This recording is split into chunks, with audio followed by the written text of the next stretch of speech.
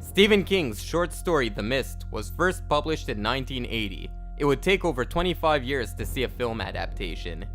Frank Darabont, the director behind the first season of The Walking Dead, was very passionate about bringing the story to the big screen.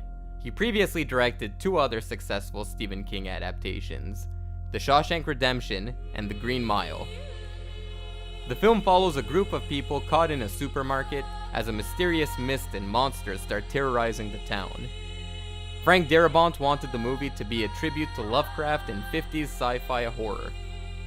The film stars Thomas Jane, who returns to Stephen King adaptations after Dreamcatcher.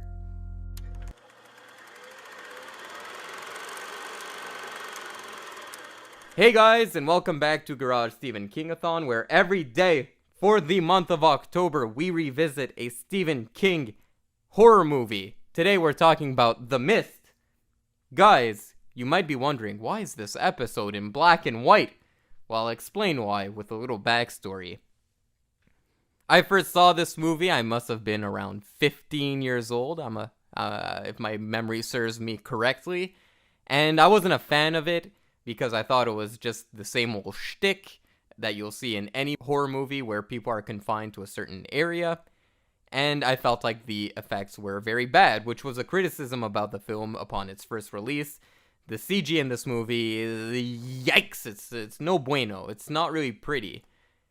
And I've been meaning to watch the black and white version for quite a while just to see what the whole hubbub was about.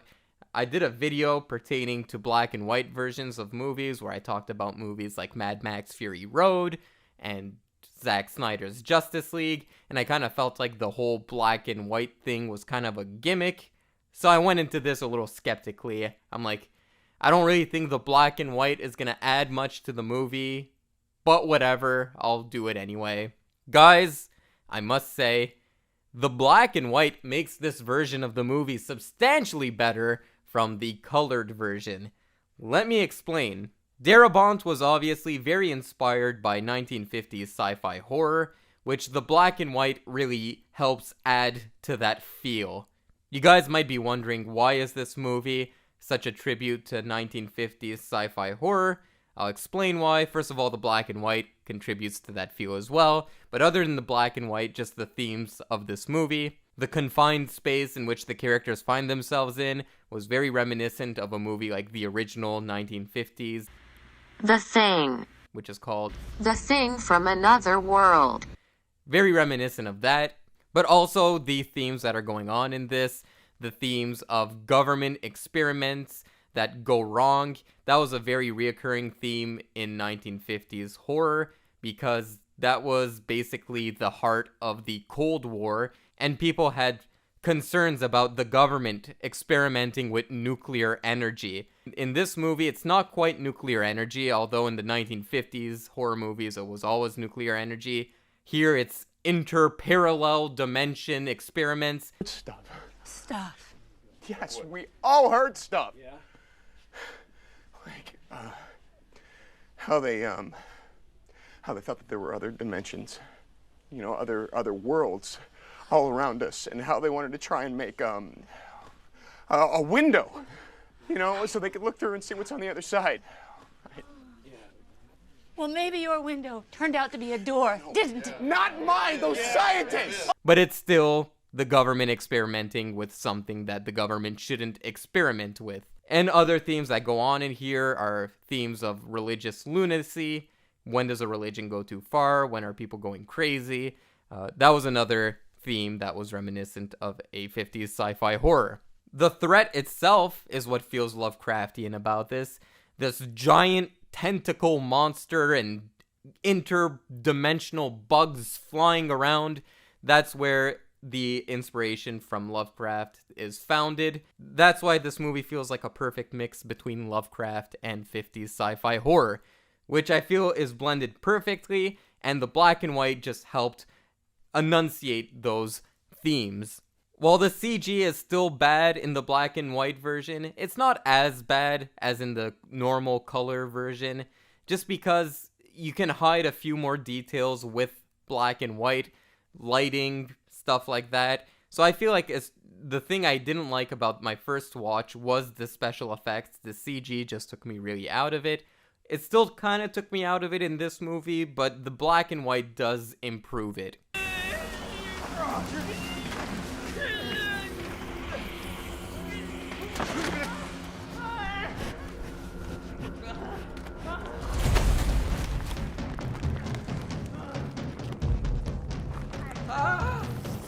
Looking back at it, it's almost like the intent of the CG was to later translate it into black and white.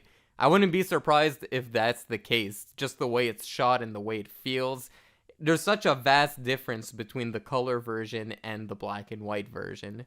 So, what about the story? I'm done talking about the black and white. What about the story? Well, the story here is very good. It stars Thomas Jane, who, was in Dreamcatcher last, which, if you guys are tuning into this, I think Dreamcatcher is the worst movie we saw in this marathon. But I feel like everything works here. One might say that the characters are a little too over the top. Characters that are extravagant Republicans and characters that are religious lunatics.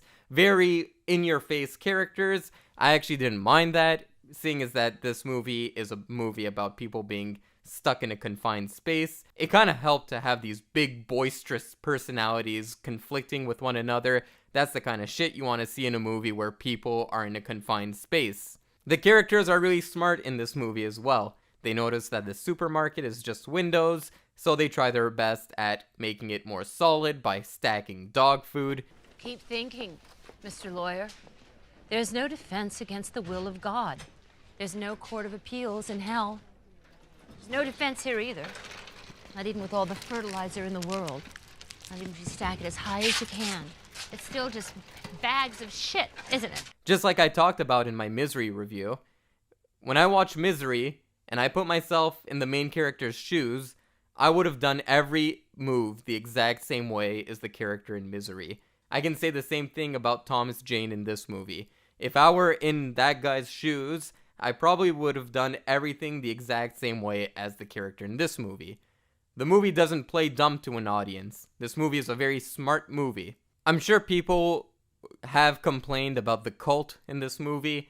So, these characters are in a confined space, and it starts off, you just have one crazy religious fanatic, and slowly but surely, as incidences occur, people start joining her religion, and all of a sudden, she becomes a cult leader, and everyone else becomes a crazy cult member.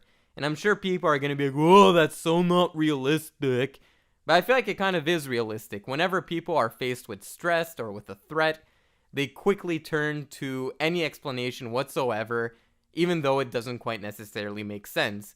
We've even seen that in the COVID pandemic, to a certain extent. Not as extreme as in this movie, obviously, though the COVID pandemic was not as big a threat as the threat in this movie.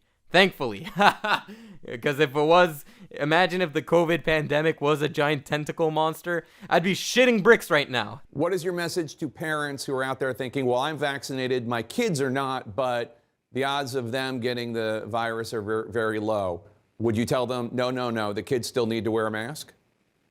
Yeah, the children do when they're out there playing with their friends and, particularly in an indoor situation.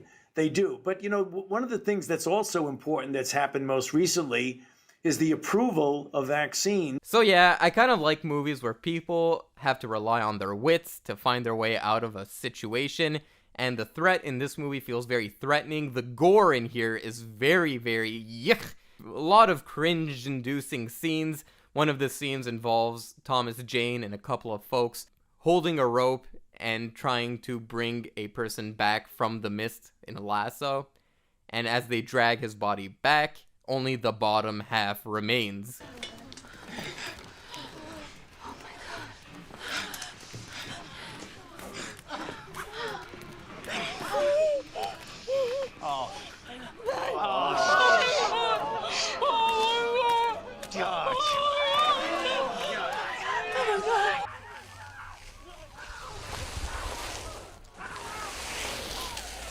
I was reminded of the comedy This Is the End in that scene, which I'm sure looking back at it, This Is the End was probably inspired by The Mist, if I had to guess.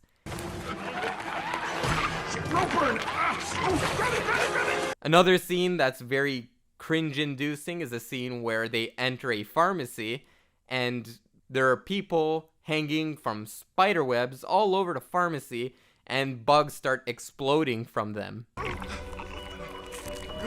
Uncle Phil. Uncle Phil. Oh my God. Jesus.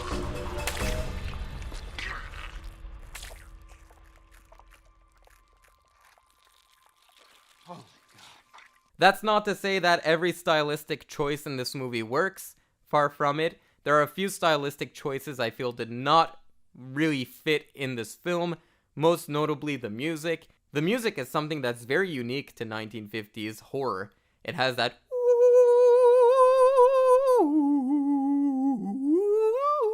that kind of feel to it. I don't really get that from this movie. The music was like some weird kind of chant music, something like that. I felt like I was watching Gladiator or Braveheart or something. It just really didn't feel like it was appropriate in this movie.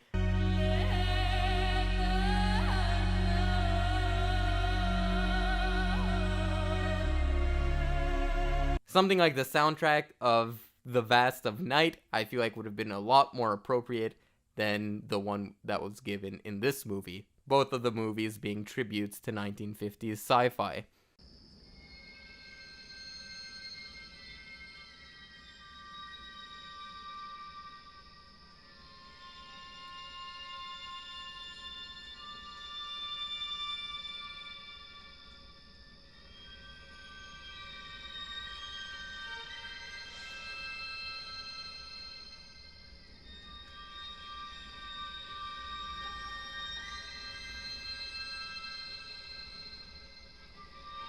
But overall, when I first watched this movie, it was about a 5 or 6 out of 10. Upon rewatch, it went up to like a 7 or an 8, I would say. I really had fun watching this movie. It's the perfect movie to watch around Halloween, snuggle up in a blanket on a stormy day, and hope that the threat doesn't kick your ass.